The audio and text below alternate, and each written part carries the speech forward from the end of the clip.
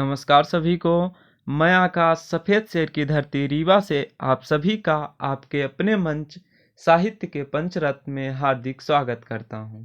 आज मंच की अगली कड़ी में मैं आप सबके बीच लेकर के प्रस्तुत हूं कहानी दुलाई वाली।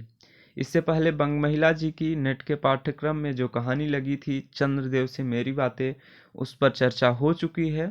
अगर आप लोगों ने अभी तक वो कहानी नहीं सुनी है तो बहुत ही महत्वपूर्ण तथ्यों की भी बात हुई थी उस कहानी के अंत में, तो एक बार ज़रूर से जा कर के सुनिए। इसी मंच के प्लेलिस्ट में वो कहानी डली है। अब हम आज करेंगे कहानी दुलाई वाली। उसके पहले उसके पात्रों पर चर्चा कर लेते हैं। पात्र उसमें बंसीधर हैं, जो कि कहानी का प्रमुख पात्र है और इलाहाबाद का निवासी है। वह सतर्क, बुद्धिशील तथा उत्साही व्यक्ति है। नवल किशोर, जो कि बंसीधर का ममेरा भाई है और बहुत ही हंसमुख स्वभाव का व्यक्ति है। इसके अलावा जानकी देई हैं, ये बंसीधर की पत्नी हैं तथा एक गृहस्थ हैं। अन्य पात्रों की अगर चर्चा करें तो इसमें नवल किशोर की पत्नी तथा एक गृहस्थ महिला अन्य पात्र में आते हैं, और जानकी देई की बहन है। इसमें बंसीधर का साला भी है, इक्के वाला, रेल के बहुत सारे यात्री, ये सब इस कहानी के पात्र होते हैं। चलिए हम लोग कहानी की शुरुआत करते हैं। कहानी थोड़ी बड़ी है, तो कहानी की शुरुआत यहाँ से होती है। काशी जी के दशाश्वमेध घाट पर स्नान करके एक मनुष्य बड़ी व्यग्रता के साथ गोदौलिया की तरफ आ रहा था। एक हाथ में मैली सी तौलिया में लपेटी हुई भीगी धोती और दूसरे में सुरती की गोलियों की कई डिबियां और सुगनी की एक पुड़िया थी। उस समय दिन के 11 बजे थे और गोदौलिया की बाईं तरफ जो गली है उसके भीतर एक और गली में थोड़ी दूर पर एक टूटे से पुराने मकान में वह जा घुसा। मकान के पहले खंड में बहुत अंधेरा था, पर ऊपर की जगह मनुष्य के वासोपयोगी थी। नवागत मनुष्य धड़ाधड़ हुआ ऊपर चढ़ा जा रहा था। वहां एक कोठरी में उसने जो भी हाथ में लिया था उसको रख दिया और सीता सीता कहकर पुकारने लगा। उधर से आवाज आती है, क्या है? कहती हुई एक 10 बरस की बालिका आ खड़ी हुई। तब उस पुरुष ने कहा, सीता जरा अपनी बहन को बुला ला। अच्छा कह करके वो गई और कुछ देर में एक नवीन स्त्री आकर उपस्थित हुई। उसे देखते ही पुरुष ने कहा, लो, हम लोगों को आज ही जाना होगा। इस बात को सुनकर स्त्री कुछ आश्चर्ययुक्त होकर झुझला कर बोली, आज ही जाना होगा? यह क्यों? भला आज कैसे जाना हो सकेगा? ऐसा ही था तो सवेरे भैया से कह देते। तुम तो जानते हो कि मुंह से कह दिया बस छुट्टी हुई। लड़की कभी विदा की हो तो मालूम पड़ता। आज तो किसी सूरत में जाना नहीं हो सकता। तुम आज कहती हो, हमें तो अभी जाना है। बात यह है कि आज ही नवल किशोर कलकत्ते से आ रहे हैं। नवल किशोर अर्थात इनके ममेरे भाई, और आगरे से अपनी नई बहू को भी साथ ला रहे हैं। सो उन्होंने हमें आज ही जाने के लिए इसरार भेजा है, मतलब इसरार किया है, और हम सब लोग मुगल सराय के साथ ही इलाहाबाद चलेंगे। उनका तार मुझे घर से निकलते ही मिला, यानी जब मैं घर से बाहर निकला था तभी उनका तार मुझे मिला था। इसी में झट नहा धोकर लौट आया। बस अब करना ही क्या है, कपड़ा उपड़ा जो कुछ हो बांध बूंध कर घंटे भर में खा पी कर चली चलो। जब हम तुम्हें विदा कराने आए ही हैं तब कल के बदले आज ही सही। हाँ यह बात है, नवल जो चाहे करावे। क्या एक गाड़ी में न जाने से दोस्ती में बट्टा लग जाएगा? अब तो किसी तरह रुकोगे नहीं, जरूर ही उनके साथ जाओगे, पर मेरे तो नाको दम आ जाएगी। क्यों, किस बात से? उनकी हंसी से और किससे? हंसी ठट्ठा भी राह में अच्छी लगती है, उनकी हंसी मुझे नहीं भाती। एक रोज मैं चौक में बैठी पूड़ियाँ काट रही थी कि इतने में ना जाने कहाँ से आकर नवल चिल्लाने लगी, ए बुआ, ए बुआ, देखो तुम्हारी बहू पूड़ियाँ खा रही हैं। मैं तो मारे शर्म के मर गई। हाँ भाभी, जो मतलब वहां पास भाभी थी, और भाभी जी ने तो बात उड़ा दी सही। वह बोली, खाने पहनने के लिए तो आई है। पर मुझे उनकी हंसी बहुत बुरी लगी। बस इसी से तुम उनके साथ नहीं जाना चाहती? अच्छा चलो, मैं नवल से कह दूंगा कि ये बेचारी कभी रोटी तक तो खाती नहीं, पूरी क्या खाने लगेगी। इतना कहकर बंसीधर कोठरी के बाहर चले गए और बोले, मैं तुम्हारे भैया के पास जाता हूँ, तुम रो रुलाकर तैयार हो जाना।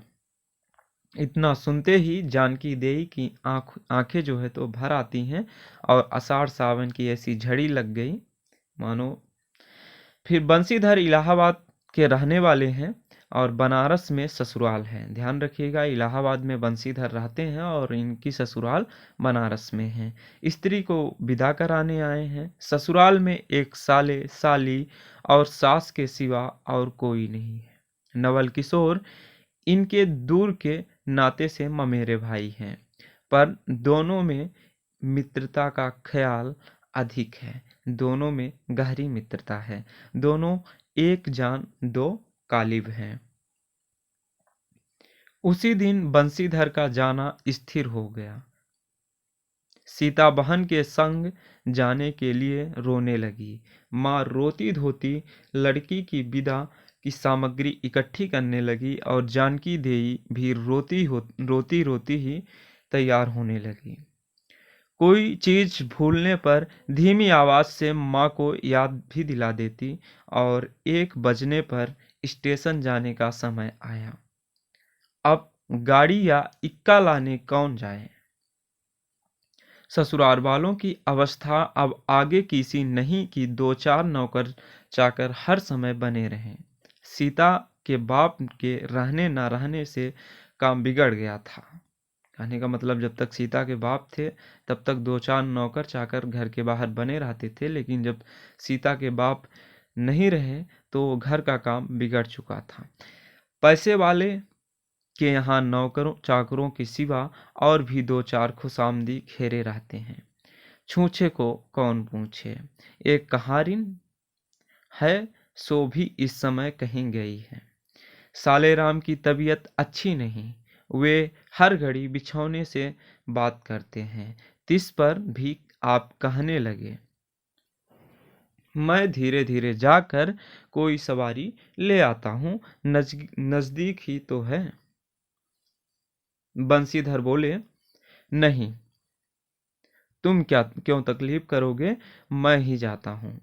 जाते जाते बंसीधर विचारने लगे कि इक्के की सवारी तो भले घर की स्त्रियों के बैठने लायक नहीं होती, क्योंकि एक तो इतने ऊंचे पर चढ़ना होता है, और दूसरे पराये पुरुष के संग एक साथ बैठना पड़ता है।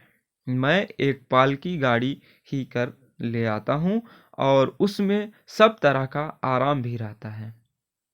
पर जब गाड़ी वाले ने 1.5 रुपया किराया मांगा, तब बंसीधर ने कहा, चलो इक्का ही सही, पहुंचने से काम।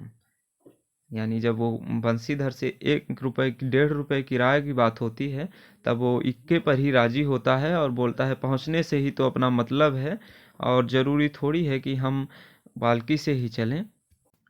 तो पहुंचने से काम है अपना। और फिर कुछ नवल किशोर तो यहाँ से साथ है नहीं, इलाहाबाद में देखा जाएगा।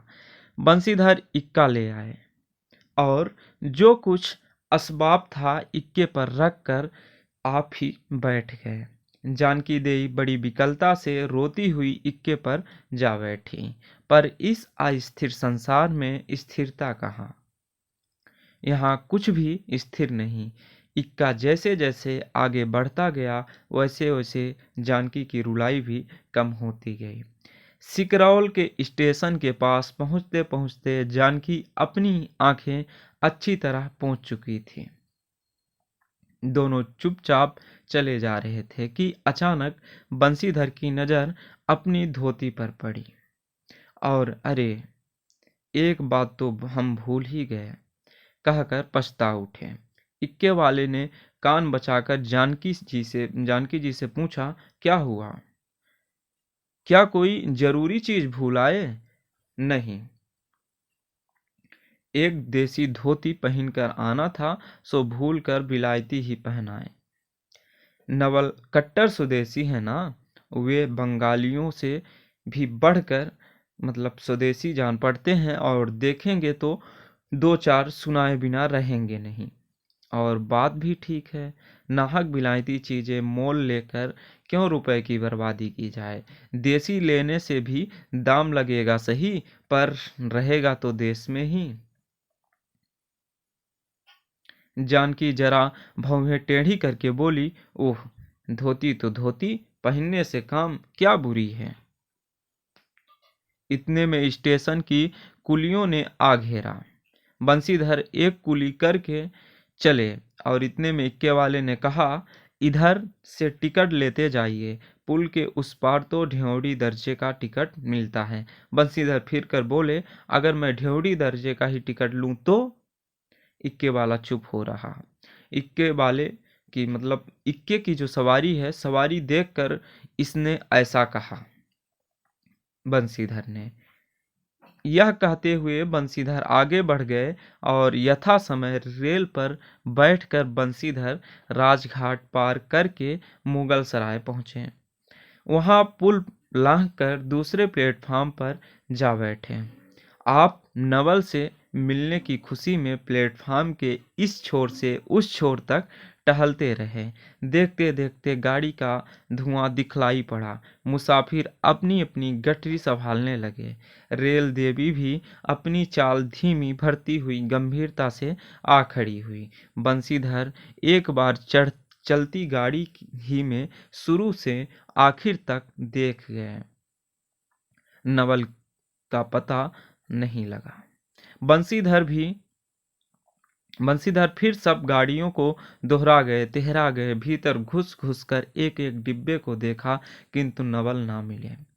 अंत को आप खिजला उठे और सोचने लगे कि मुझे तो वैसी चिट्ठी लिखी और आप ना आया, मुझे अच्छा उल्लू बनाया। अच्छा, जाएगा कहाँ? भेंट होने पर समझ लूंगा। सबसे अधिक सोच तो इस बात का था कि जानकी सुनेगी तो ताने पर ताना मारेगी। पर अब सोचने का समय नहीं। रेल की बात ठहरी और बंसीधर झट गए और जानकी को लाकर जनानी गाड़ी में बिठाया।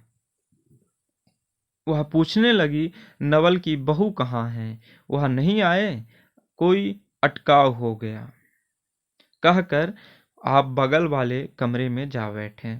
टिकट तो ढड़ोए का था, पर ढड़ोए दर्जे का कमरा कलकत्ते से आने वाले मुसाफिरों से भरा था, इसीलिए तीसरे दर्जे में बैठना पड़ा। जिस गाड़ी में बंसीधर बैठे थे उसके कल सब कमरों में मिलाकर देखें तो कुल 10-12 ही स्त्री पुरुष थे और समय पर गाड़ी छूटी। नवल की बातें और ना जाने क्या अगड़ बगड़ सोचते गाड़ी कई स्टेशन पार करके मिर्जापुर पहुंची। मिर्जापुर में पेटराम की शिकायत शुरू हुई। उसने सुझाया कि इलाहाबाद पहुंचने में अभी देरी है। चलने की झंझट में अच्छी तरह उसकी पूजा किए बिना ही बंसीधर ने बनारस छोड़ा था, यानी बिना कुछ खाए पिए ही बनारस से चल दिए थे। इसीलिए आप झट प्लेटफार्म पर उतरे और पानी के बम्बे से हाथ मुंह धोकर एक खोचे वाले से थोड़ी सी ताजी पूड़ियाँ और मिठाई लेकर निराले में बैठ आपने उन्हें ठिकाने पहुंचाया। पीछे से जानकी की सुधाई। सोचा कि पहले पूछ लें तब कुछ मोल लेंगे, क्योंकि स्त्रियां नटखट होती हैं। वे रेल पर खाना पसंद नहीं करती। पूछने पर वही बात हुई। तब बंशीधर लौटकर अपने कमरे में आ बैठे। यदि वे चाहते तो इस ढड़ोए में बैठ जाते, क्योंकि अब भीड़ कम हो गई थी, पर उन्होंने कहा थोड़ी देर के लिए कौन बखेड़ा करें। बंशीधर अपने कमरे में बैठे तो दो एक मुसाफिर अधिक देख पड़े। मतलब एक दो सवारी एक्स्ट्रा आ जाते हैं, और आगे वालों में से एक उतर भी गया था। जो लोग थे सब तीसरे दर्जे के योग्य जान पड़ते थे। अधिक सभ्य कोई थे तो बंशीधर ही थे। उनके कमरे में, मतलब उनके कमरे के पास वाले कमरे में एक भले घर की स्त्री बैठी थी। वह बेचारी सिर से पैर तक ओढ़े, सिर झुकाए, एक हाथ लंबा घूंघट काढ़े, कपड़े की गठरी सी बनी बैठी थी। बंशीधर ने सोचा इनके संग वाले भद्र पुरुष के आने पर उनके साथ बातचीत करके समय बितावेंगे। एक दो करके तीसरी घंटी बजी। वह स्त्री कुछ अकचका कर थोड़ा सा मुंह खोल जगले के बाहर यानी खिड़की के बाहर देखने लगी। ज्यों ही गाड़ी छूटी वह मानो कांप सी उठी। रेल का देना लेना तो ही हो गया था, और अब उसको किसी की क्या परवाह। वह अपनी स्वाभाविक गति से चलने लगी। प्लेटफार्म पर भीड़ भी न थी। केवल दो चार आदमी रेल की अंतिम विदाई तक खड़े थे। जब तक स्टेशन दिखलाई दिया तब तक वह बेचारी बाहर ही देखती रही। फिर अस्पष्ट स्वर से रोने लगी। उस कमरे में 3-4 पौढ़ा ग्रामीण स्त्रियां भी थीं, और एक है और एक जो तो उस कमरे में और भी पौढ़ा स्त्रियां थी 3-4, और एक जो उसके पास ही थी और कहने लगी, अरे इनकर मनई तो नाही आइलेन हो, देखो हो रोल करत हईन। दूसरी बोली, अरे दूसरी गाड़ी में बैठा हुई हैं, पहली दूर बहु रही, ये जनानी गाड़ी थोड़े है। और दूसरी बोलती है, तव हो भलू तो कहूँ, कहकर दूसरी भद्र महिला से पूछने लगी। दूसरी जो भद्र महिला थी तो उस स्त्री से पूछने लगी, कौन गांव उतरबू बेटा? मिर्जापुरा चढ़ी हऊ ना? इसके जवाब में उसने जो कहा वो वह सुन न सकी। तब पहली बोली, हट पूछिलाना, हम कहाँ उतरबू हो आ इलाहाबास। दूसरी बोली, इलाहाबास कौन गांव है हो? पहली बोली, अरे नाही जान लू, प्रयागराज जी, जहां मनई मकर नहाए जाला। तो दूसरी बोलती है, भला प्रयाग जी काहे ना जानिथ? ले कह के नाही, तोहरे पंच के धर्म में से 4 दाई नहा चुकी हूँ। ऐसो हो सोमवारी और गहन दका दका लाग रहा, और तौन तोहरे काशी जी नहाए गई रहे। पहली बोली, आवे जाए के तो सब औते जात बाटेन, फुन यह साइत तो बिचारे विपत में न पड़ल बाटली। हे हम पंचाहाई राजघाट टिकस कटौली और मोगल के सराय उतरली और 2 पुन चढ़ली। दूसरी बोलती है, ऐसे दाई हम आवत रहे, ऐसे एक दाई हम आवत रहे, एक मिले औरों मोरे संघे रही, और दकौने टिसनिया पर उकर मलिकबा उतर से की जुरतहिया और गड़िया खुली। अब भैया उगरा फाड़ फाड़ नरिया रही। ए साहेब गड़िया खड़ी कर, ए साहेब गड़िया तनी खड़ी कर। भला गड़िया दहिनाती काहे के खड़ी होए? पहली मेहरूबा बड़ी उजबग रहल, भला केहू के चिल्लावे से रेलियो कभू खड़ी होला। इसकी इस बात पर कुल कमरे वाले हंस पड़े। अब जितने पुरुष स्त्रियां थी एक से एक अनोखी बातें कहकर अपने अपने तजुर्बे बयां करने लगी। बीच बीच में उस अकेली अबला की स्थिति पर भी दुख भी प्रकट करती थी। और तीसरी स्त्री बोली, टिकसिया पल्ले बाय का नहीं। हे साहेबा सुन तो कलकत्ते ताई ले मसूलिया ले। अरे इहो तो नाही की दूर से आवत रह लेना, फरागत के बदे उतर लेना।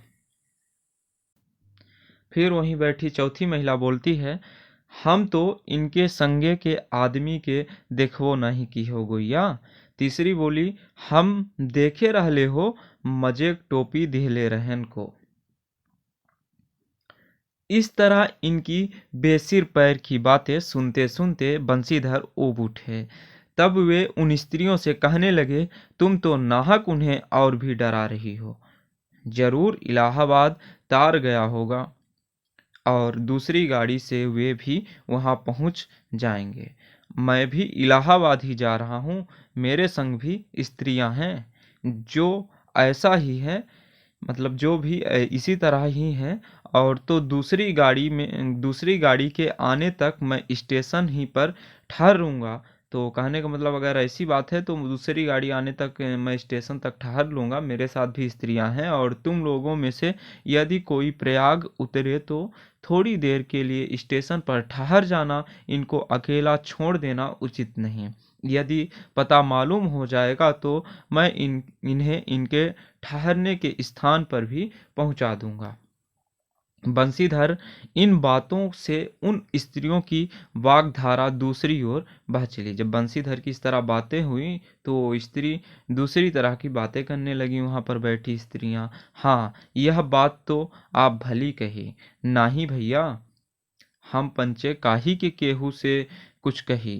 अरे एक के एक करत ना बाय तो दुनिया चलत कैसे बाय, इत्यादि ज्ञान की गाथा होने लगी। ज्ञान गाथा वहां पास चलने लगी और कोई कोई तो उस बेचारी को सहारा मिलते देखकर खुश हुए और कोई कोई नाराज भी हुए। क्यों, सो मैं नहीं बतला सकती। लेखिका कहती हैं, ऐसा क्यों? मैं इस बात को नहीं बतला सकती। उस गाड़ी में जितने मनुष्य थे सभी ने इस विषय में कुछ ना कुछ कह डाला था। पिछले कमरे में केवल एक स्त्री जो फरासीसी छीट की दुलाई ओढ़े अकेली बैठी थी, कुछ नहीं बोली और कभी कभी घूंघट के भीतर से एक ओर निकाल कर बंसीधर की ओर वह ताक देती और सामना हो जाने पर फिर मुंह फेर लेती। बंसीधर सोचने लगे कि यह क्या बात है, देखने में तो यह भले घर की मालूम होती है पर आचरण इसका अच्छा नहीं। गाड़ी इलाहाबाद के पास पहुंचने को हुई। बंसीधर उस स्त्री को धीरज दिलाकर आकाश पाताल सोचने लगे। यदि तार में कोई खबर ना आई होगी तो दूसरी गाड़ी तक स्टेशन पर ही ठहरना पड़ेगा, और जो उससे भी कोई ना आया तो क्या करूँगा। जो हो, गाड़ी नैनी से छूट गई। अब साथ की उन अशिक्षिता स्त्रियों ने फिर मुंह खोला। का भैया, जो केहू बिना टिक्कस के आवत होए तो ओकर का सजा होला? अरे ओका ई नाही चाहत रहा कि मेहरारू के तो बैठा दिहलेन और अपुआ तउन टिक्कस ले के चले दिहलेन। किसी किसी आदमी ने तो यहाँ तक दौड़ मारी कि रात को बंसीधर उसके जेवर छीन कर रफू चक्कर हो जाएगा। उस गाड़ी में एक लाठी वाला भी था। उसने खुल्लम खुल्ला कहा, का बाबूजी कुछ हमरो साझा। इसकी बात पर बंसीधर क्रोध से लाल हो गए। उन्होंने उसे खूब धमकाया। उस समय तो वह चुप हो गया, पर यदि इलाहाबाद उतरता तो बंशीधर से बदला लिए बिना न रहता। बंशीधर इलाहाबाद में उतरे। एक बुढ़िया को भी वहीं उतरना था। उससे उन्होंने कहा कि उनको भी अपने संग उतार लो। फिर उस बुढ़िया को उस स्त्री के पास बिठाकर आप जानकी को उतारने गए और जानकी से सब हाल कहने पर वह बोली कि अरे जाने भी दो, किस बखेड़े में पड़ रहे हो। पर बंशीधर ने ना माना। जानकी को और उस भद्र महिला को एक ठिकाने बिठाकर आप स्टेशन मास्टर के पास गए। बंशीधर के जाते ही वह बुढ़िया, जिसे उन्होंने रखवाली के लिए रख छोड़ा था, किसी बहाने से भाग गई। अब तो बंशीधर बड़े असमंजस में पड़े। टिकट के लिए बखेड़ा होगा, क्योंकि वह स्त्री बेटिकट है। लौट कर आए तो किसी को ना पाया। अरे ये सब कहाँ गईं? यह कहकर चारों तरफ देखने लगे, कहीं पता नहीं। इस पर बंशीधर घबराए। आज कैसी बुरी मुसीबत में घर से निकले कि एक के बाद दूसरी आफत में फंसते चले आ रहे हैं। इतने में अपने सामने उस ढुलाई वाली को आते देखा। तू ही उन स्त्रियों को कहीं ले गई है। इतना कहना ही था कि ढुलाई से मुंह खोलकर नवल किशोर खिलखिला उठे। अरे यह क्या, सब तुम्हारी ही करतूत है। अब मैं समझ गया कैसा गजब तुमने किया है। ऐसी हंसी जो है तो मुझे अच्छी नहीं लगती। मालूम होता कि वह तुम्हारी ही बहू थी। अच्छा तो वे गई कहाँ?